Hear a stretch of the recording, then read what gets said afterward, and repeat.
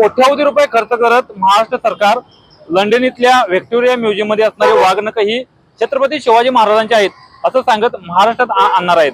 मात्र ही वाघनखं छत्रपती शिवाजी महाराजांची नाहीत असा मोठा दावा जो आहे तो इंद्रजित सावंत इतिहास संशोधक यांनी केलेला आहे। याबाबतच बोलण्यासाठी आपल्यासोबत खुद इंद्रजित सावंत सर आहेत। सर, काय सांगाल, महाराष्ट्र सरकार कोट्यावधी रुपये खर्च करून ही वाघनखं आहेत ती लंडन मधली महाराष्ट्रात आणणार आहेत, काय सांगाल?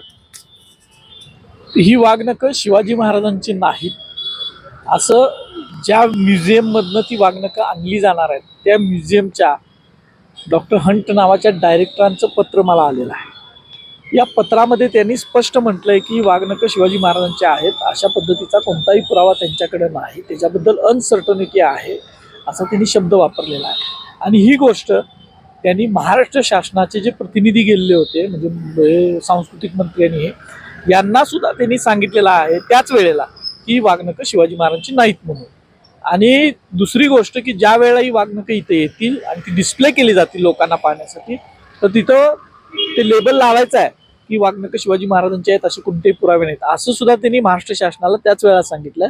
असं असून सुद्धा जी तोतया वाघनखं आहेत जी शिवाजी महाराजांचीच वाघनखं नाहीत अशा गोष्टीसाठी शासन लोकांच्या खिशातला कोट्यावधी रुपये खर्च करतात। एकतरी वाघनखं कायमस्वरूपी येणार नाही आहेत, त्याच्यासाठी कोट्यावधी रुपयेचं लोन ॲग्रीमेंट त्यांनी केलं आहे, 3 वर्षानं ती परत जाणार आहेत।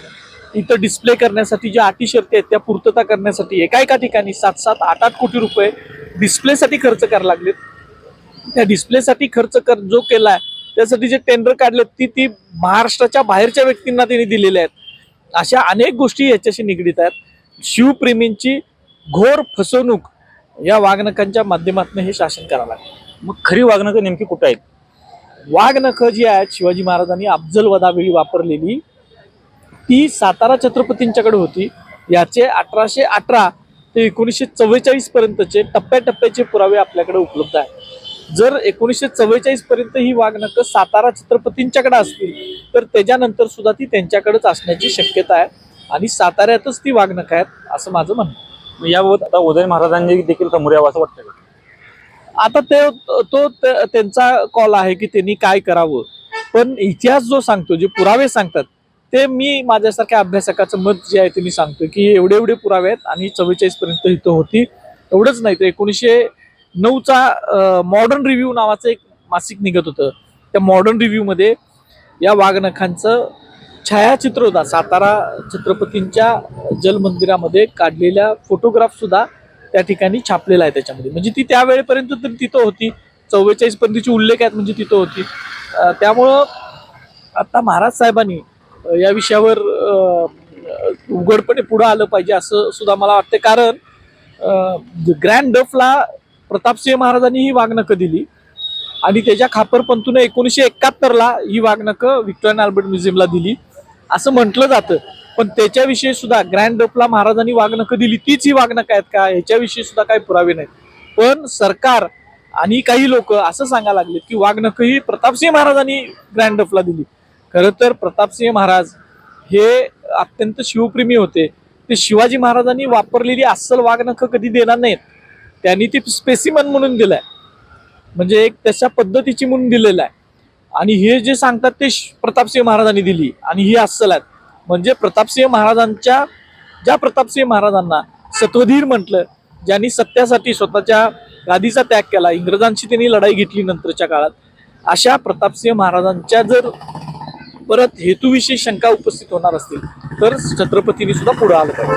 आता सरकारला तुमचं काय आव्हान असणार? कारण अनेकदा छत्रपती हे सगळ्यांचं आराध्य दैवत असताना देखील खोटा इतिहास रचला जात होता, अनेकदा त्यांच्याबद्दल वादग्रस्त वक्तव्य केलं जातं। त्यांना सरकार महाराष्ट्र सरकार आता जे खरी वाघनखं असल्याचा दावा करत महाराष्ट्र आणणार आहेत, काय सांगाल?